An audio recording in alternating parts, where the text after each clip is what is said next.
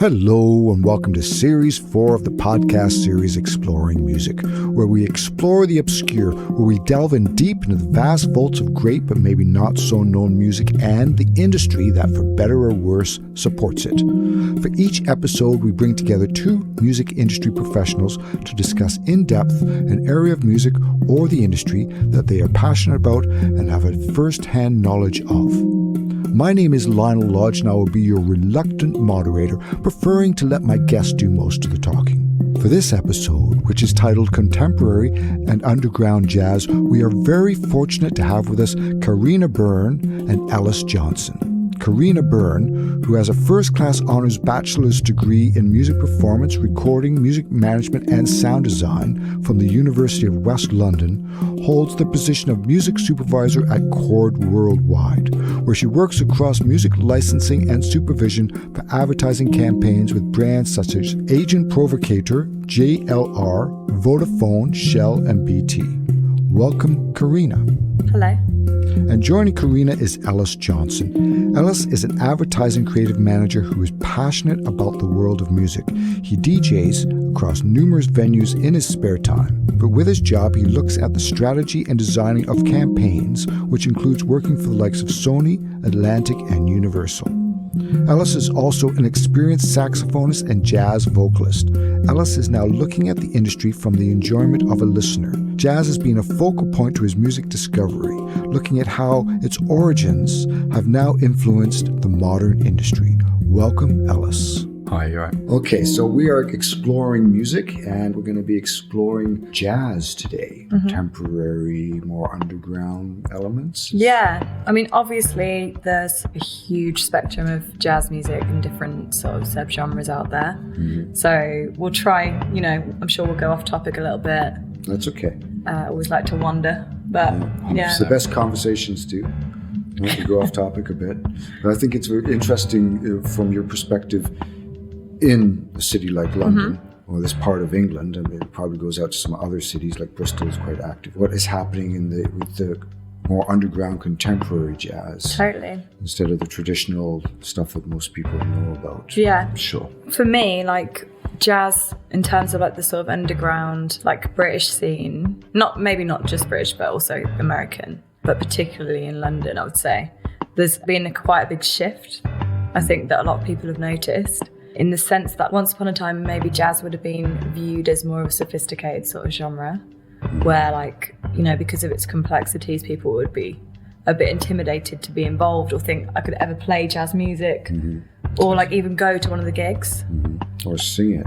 Yeah. A lot of singers are a little intimidated by the intervals. Yeah. And then like crazy scatting and all sorts that you find in there. Yeah, 100%. This kind of way falls quite nicely because one of my kind of favourite artists that's very into that kind of deconstruction of kind of swing singing is Kurt Elling, who we're fortunate enough to see next week. 31st. On the 31st. And sorry, what's his name again? Kurt Elling. Kurt Elling. So he's a bit of a legend, isn't he, really? Yeah, he's probably one of my favourite. He kind of came around kind of the late 80s and kind of started pushing more into the scene maybe kind of early 2000s. But he was somebody who's taken a lot of those kind of traditional jazz standards that the kind of the greats have composed and performed, and put a new kind of twist, including the likes of like spoken poetry and including kind of these really off the charts kind of scats that kind of last for longer than 60 seconds, and kind of people are kind of starting to look in the corners of the room just to wait until it's over. But it's something which is kind of, for me, quite exciting to see. And since then, it's kind of now, working with like the proms and BBC Orchestra and stuff like that as well. Oh, right. So he's getting quite recognised. Yeah, I think he's always been quite big in America, but I think especially in the UK now. He did London Jazz Festival in 2014, which I was fortunate enough to see. And he was the kind of the host and also kind of the prominent singer out of like a full range of singers up there that night. What did at the Jazz Festival, was it split across like all sorts of genres, like not just the sort of more traditional?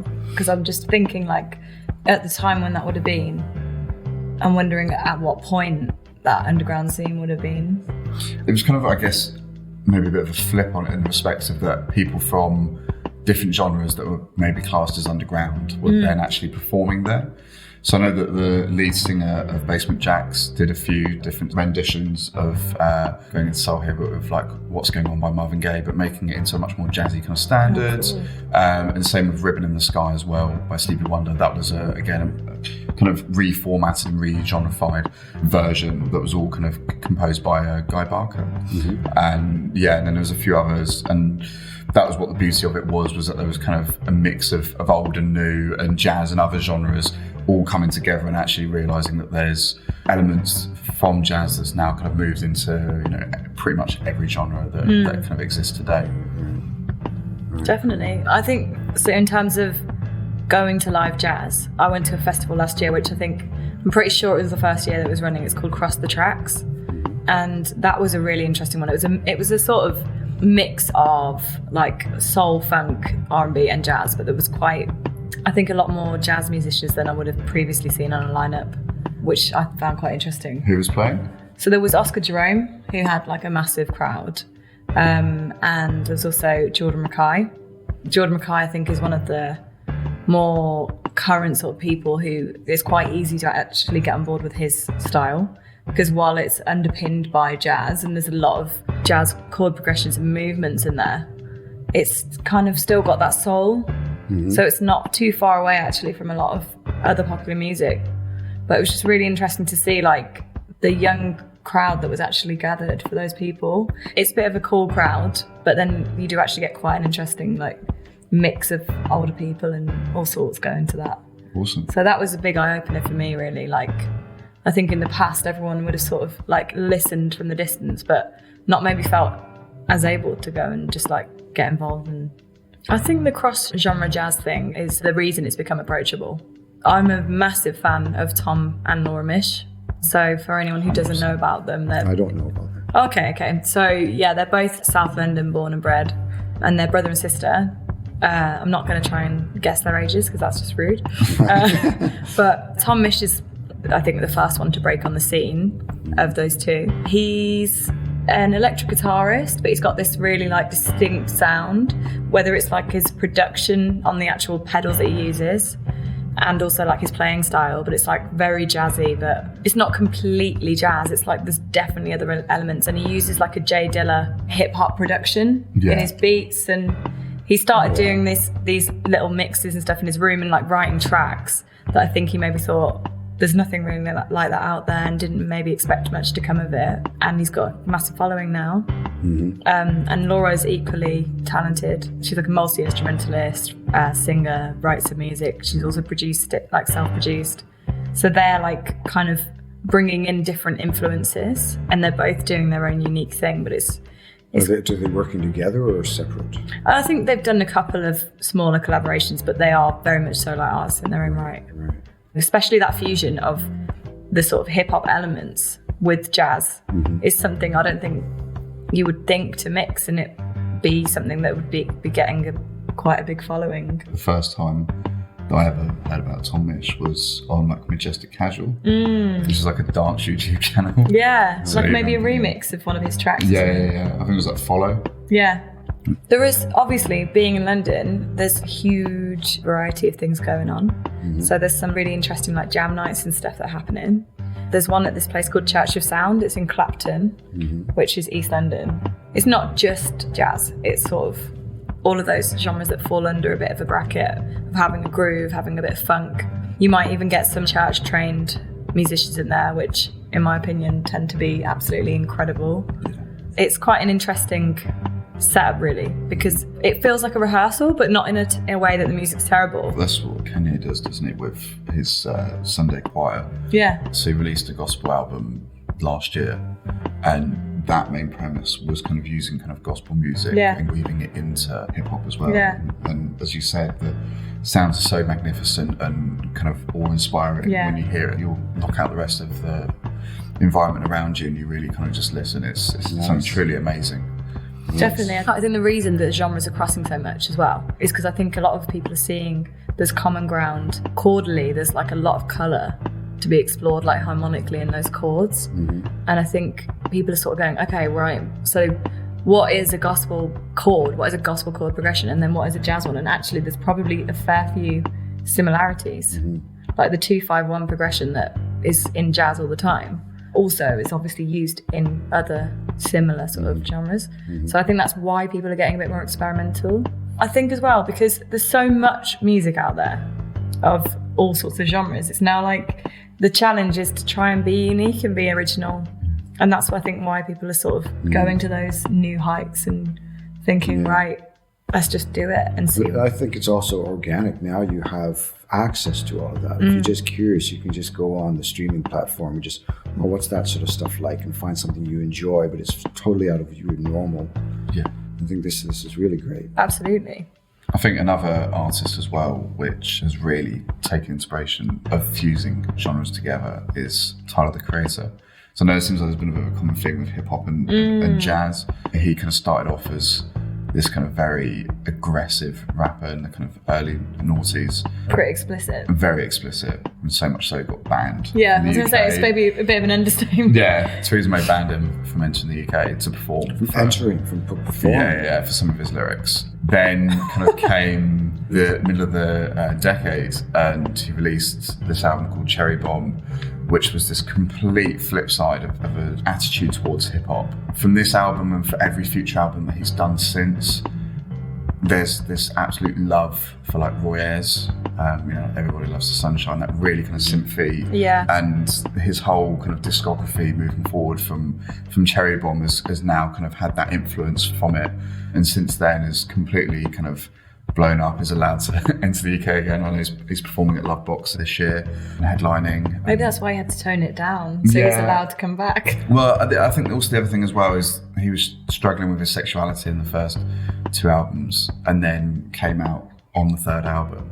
And I think it's more of a story of himself not being able to kind of accept. It's like he's like, now it's like he's softened. Like his music softened with him. Internal frustration. Exactly, yeah. I think he's just won GQ Man of the Year, and during the speech for that as well was just saying that for him it's always been about music, and I think for him it's just his way of storytelling about himself. He's very inward focusing in terms of the messages that he kind of brings forward with his music, and I think that you can tell that with the journey of these albums. It's quite refreshing as well to see, especially as someone who's relatively mainstream or is becoming mainstream, to not be dictated by this is going to be a number 1. Yeah. He doesn't care about that. He actually is probably... It's refreshing, isn't it? Oh, 100%. It's like in one of his tracks, it's like, is it at Boredom or something? He's got like a classical symphony going on. Yeah. For like 30 seconds, it just breaks out into like full-blown orchestral. Exactly.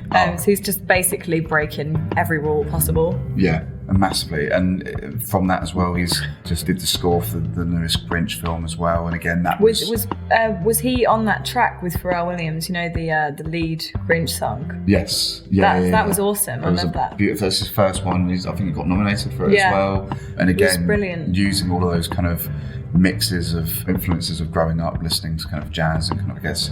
I mean, also that's really interesting because it's like targeted at children, and he's like really pushing the barriers there, isn't he? 100%. To go from where he started off, and now being the choice for kind of one of the most famous Christmas films of all time. Well, that just shows how talented he is. Really, well, exactly. His knowledge and how he exercises this kind of fusion of genres is I think that's really cool because he's basically going, do you know what? I don't actually really care what you want me to write. I'm going to write what I want to. I know how to do all of this. Yeah. And I'm going to express myself. And I think, for me, the biggest part of why I actually love jazz so much is because it really feels like a big expression.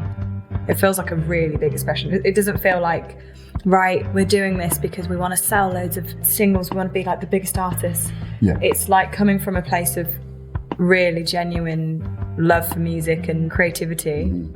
And that creativity, that's the interesting side of it, right? That's the shame about music is over the decades it's become so much business. Yeah. There's formulas. You do this and you do that and then it works.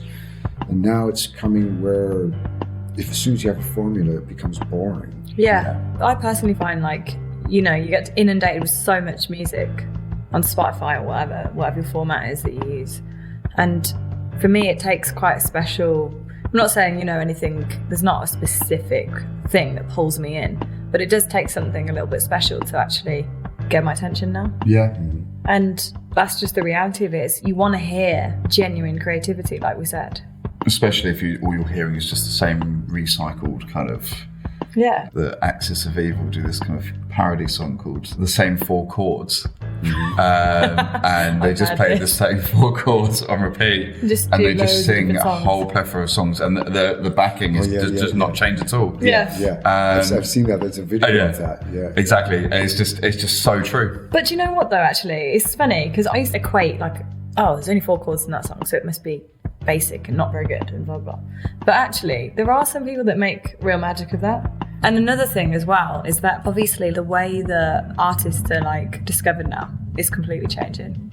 And I think with the jazz side, a lot of them are sort of doing their own thing. They're not really getting massive record deals and like trying to be promoted. They're going out and doing gigs and they're like less of a I'm on stage and you're the crowd. It's not so segregated. It's more like we're all in this performance together in a way. When you go to one of those gigs, that's sort of the feeling you get. I think it's kind of one of those things. What we were discussing off recording was with Instagram, with being able to find a hashtag that you want to create your feed and see what you want to see. The likes of Spotify or SoundCloud or Mixcloud, they really allow you to be able to create your own atmosphere and bubble of music that you like. Yeah. We're always going to have this kind of top 40 mentality, but inside of that, every individual has now become so easy and so accessible to create their own sphere and be with like-minded individuals and individuals that like these kind of genres that they're tapping into. And because every person is going to be slightly different in terms of their music collection. It's the same as you're saying about going into a vinyl store. You'll speak to somebody else and they might have an 80% similar match to your music identity, but then you'll then kind of look and see those like-minded artists that you may not have discovered before, and there's this beauty, and then you go, oh, actually I quite like this, and it kind of adds to your repertoire. And then somebody else, where you go and see somebody else and you then pass on, oh, actually there's this new person that's come up, or there's this new band that I really enjoy, and it's kind of just passing the torch in terms of this music rather than just it's like more word of mouth now. It's like being over at their house and going through their albums. Exactly. And as well, right, it's quite interesting really the way that people get into the jazz scene now. That is quite interesting because it can be anyone from anywhere, because I think it is a bit of a misconception that jazz is like this really, exactly. It's like a highbrow. You need to know your mixolydians and you need to know like music theory to the nth degree. There's no sort of stereotype or like formula for you've got to be this kind of person to be able to get a jazz following or whatever. That's the nice thing. They're not relying on having a certain image or being a certain type of person or anything now. It's like we can go out and do our own thing because there is this other scene that's not reliant on, as we said, like. And so it's quite open, is it? It's quite. The barriers of entry have definitely reduced. I think what Karina was saying at the start of this intellectualism that was kind of attached to jazz is kind of dissipated, or this. I wouldn't say intellectual, but it's this like kind of facade of an intellectualism that exists, I think is fully dissipated. And I think a great reason why that has happened is because of this kind of blend into different genres and it becoming much more accessible, and individuals that might have started off listening to a hip-hop song with a 70s kind of sample on loop and going, oh, actually I really love that kind of sample that's been processed into it, right, I'm now going to listen to the original, and then that starts their story. They sort of absorb it, don't they? Exactly. And I think there's room for both the intellects that mathematically work out the Einsteins of music. Exactly. But then there's also room for people that look at it and enjoy it for what it is, and actually the creativity and the emotion and the enjoyment of creating that piece of music. While we're saying, nowadays this is the way it is, there are a few exceptions to the rule. And I didn't keep it up for very long, but I did jazz piano lessons before for a little bit. Just because I think it's really fascinating. Yeah. And we went into Thelonious Monk a little bit. And this guy was crackers. He really was crackers. But like in the best way possible. Like he just wore what he wanted. He expressed himself however he wanted. And he's got this style and it's really like clunky piano playing. He misses the notes and just does all this weird stuff. And it's sort of like, maybe it's not everyone's cup of tea, but it's not intentionally like, I'm going to be avant-garde. he's just doing his thing. And he's mostly actually self-taught. His story behind like how he came to music is that his sister was learning piano and actually having lessons when he was about 5 or 6. And he was looking over her shoulder. He was listening to the melodies and then watching her fingers, and then managed to figure out how that correlates. It's insane. Which is crazy. And then he developed this whole unique style, which people still talk about now and still use as like, a way to improvise. It's definitely the thing, just beauty is to the beholder. Exactly. For one person's kind of absolute admiration for a song or for an artist, the other person might absolutely despise and hate it.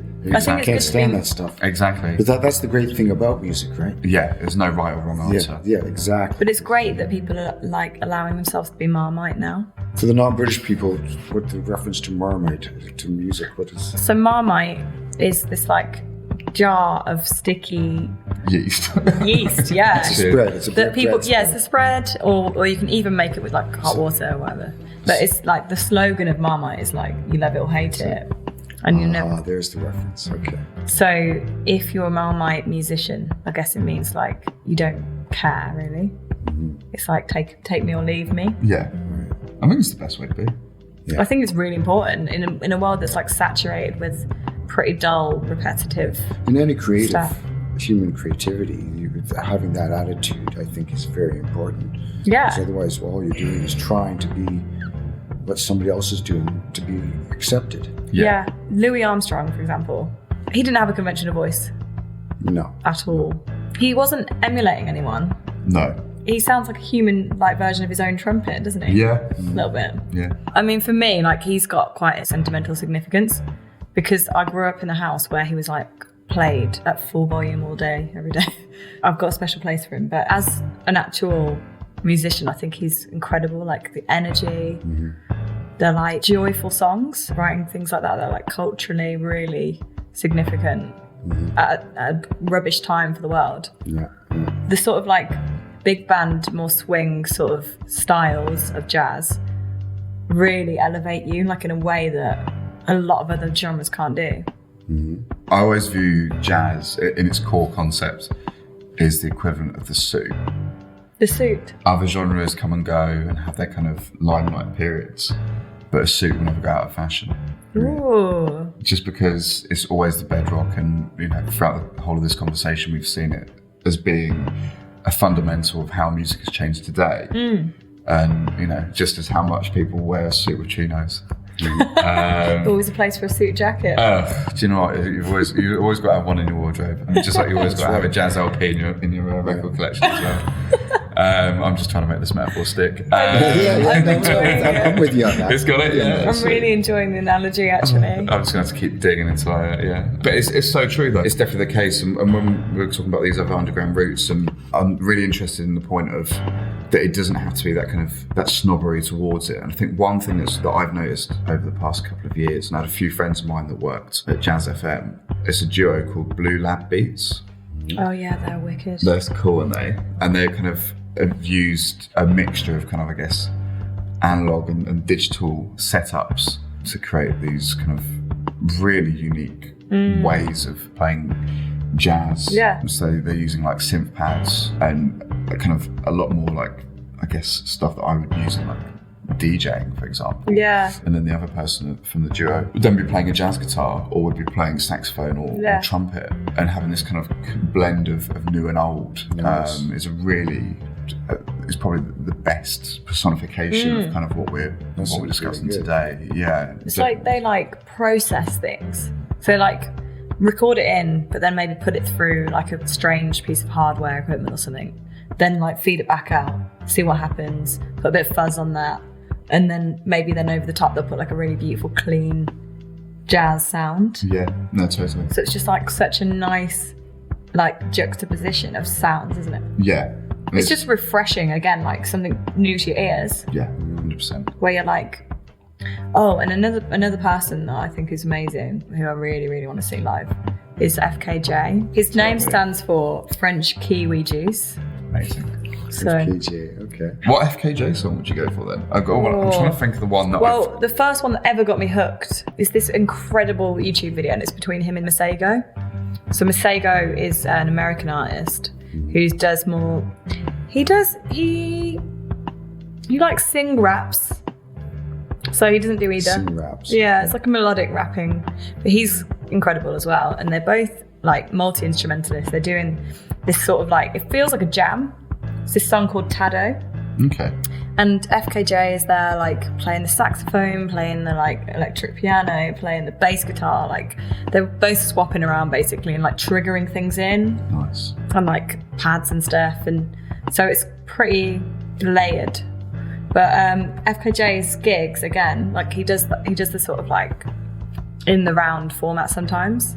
And it'll be like really ambient.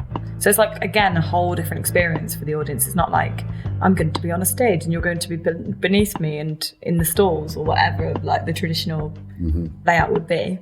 But he like really seems to mix up his live setups. Nice. He's a really interesting guy. Cool. The main one that I was trying to remember. We Ain't Feeling Time. Oh, that is a nice song. It's like Sunshine, isn't it? It's that sort of like feeling of, it's like groovy and upbeat and it's like, I don't know, it's something that probably everybody could listen to and feel walking good. Down the street kind of vibe. Yeah. And that kind of extra spring in your step. But at the end of the day, it's all about the mood. We were having a bit of a chat about Thundercat the other day, weren't we? We were indeed, yeah. And he's a pretty cool guy. He's gone really kind of off the beaten path and he's done some quite interesting like collaborations and stuff. Yeah. So there's this artist called Kenny Loggins who... the Kenny Loggins. Yeah. Oh God, everyone knows him of course, Yes. but I'm just in case, Right, you know. Okay. But if anyone doesn't know, there's this song in Top Gun, the film with Tom Cruise called Danger Zone. Danger. So I think that's kind of like one, you would think of him as that artist. But for some absolutely bizarre reason, Thundercat's sort of gone, why not do a collaboration with Kenny Loggins? Like, surprising us all. Yeah. It's probably his love for Archer. Have you ever watched not the radio show from what we previously mentioned, but the cartoon show? It's like an adult animation It is. 'Cause comedy. Kenny Archer, I know Archer. Yeah. Kenny Loggins gets mentioned quite a bit by the one and only Archer. Yeah. And he loves a bit of Danger Zone. Yeah. What is So this maybe- tune? It is a tune. It is definitely a tune. But it's really, really great that you mentioned about Thundercat. Yeah. Because someone else that's kind of in that world, I guess probably even friends to some respects as well, is a guy called Terrace Martin as well. And he's done a lot of collabs with Kendrick Lamar, people like Ninth Wonder, and he's, again, introducing a lot of kind of like saxophonists and kind of not well-known saxophonists into his work as well. So there's a song called Angel, which I definitely would recommend listening to, which is kind of taking on that kind of instrumentalist style of jazz that's maybe mimicked by the likes of like Groove Washington, but still having that kind of new twist with a kind of really good hip-hop beat on the background. But for me, that's something which I think is going through as well, is not only just having artists which are blending into genre, but getting people to collab, maybe from previous worlds, similar to Billy Ray Cyrus or Kenny Loggins. Yeah. And having those new and old worlds kind of combining together. Yeah. Do you listen to much Moses Boyd? He's like a pretty innovative guy. He's like 26. He started out like doing more sort of grime stuff. He was in that sort of remit, but he also really loved jazz. And I think at the time when he first started playing music and started gigging, there was not really a place to mix those things. So he sort of kept his love for both of them going. And then met Giles Peterson, who obviously is like, are we allowed to say the godfather of jazz? Or he's pretty obviously prolific. And he gave him a bit of guidance really into how he was going to develop his sound. I think he was quite an inspirational person for him, like in formulating himself as an artist. Yeah. So yeah, Moses Boyd is one to definitely watch out for. His name again? Moses Boyd. Moses Boyd. Okay. Yeah, he's brilliant. It's quite interesting really. Giles Peterson's doing some pretty amazing things with like supporting this scene. He's got a record label of his own called Brownswood.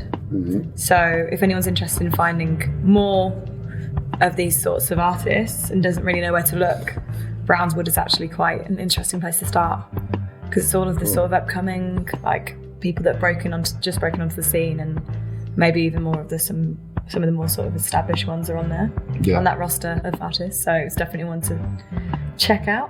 Definitely. If I was to have a little bit of an interest in jazz, say I'm a rock guy. A rock guy. Say I'm a rock guy, or say I'm like I've got this blinded inside one sort of genre. What would open me up?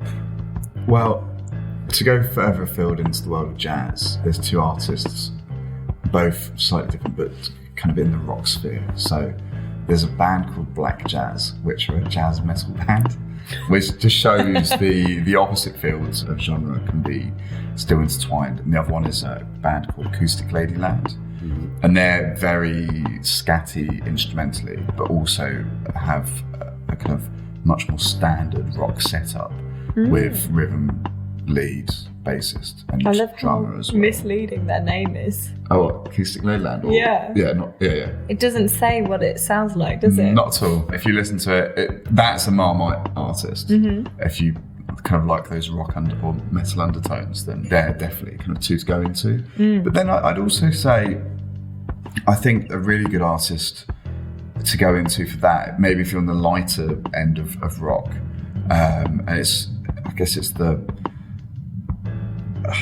him and Bublé. I'm not saying Bublé is the rock person, are kind of like the jazz artist that your mum liked just to try and fit in with their kids, because their kids were also probably fans of them as well. And that's Jamie Cullum. Oh, yeah. And I think the reason behind that is because the way that his kind of storytelling, even from his like first albums, were much more lairish. They weren't that kind of sensible in kind of their writing styles or their lyrics. It was much more in line with how, say, Britpop was writing at the time, and how much, and kind of like an early indie was as well. I mean, one of my favourite songs, 20 Something, is about him coming out of university and kind of how he's writing this, and is talking about downing 8 pints and I love that. getting in fights. Lyrically, it's like everyone can relate. When you come out with loads of student debt. Yeah, 100%. And you're like, what am I doing with my life? Exactly. And it's got this kind of mix of just jazz, and then you go later down the line,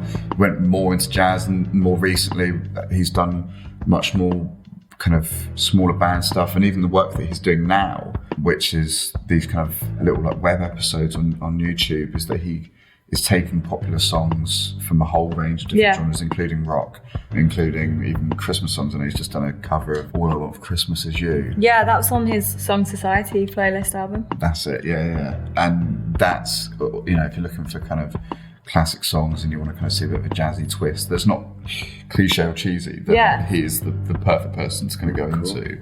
He's got a new, it was like sometime late last year, he released this album called Taller. Okay. And that track, like the title track, Taller, is actually it's got a lot of attitude. So for someone who's like looking for a versatile jazz musician to get into as like their gateway, then I think he's definitely a good shout, because he does, I wouldn't call him an experimental artist necessarily, but I would say he does things that probably quite a lot of people could get on board with. Like he wouldn't put you off. It's easy jazz. listening. Yeah, it's easy listening, and it's like... But not boring. Not boring, no, not because he's still like true to himself. Yeah, and he does sort of...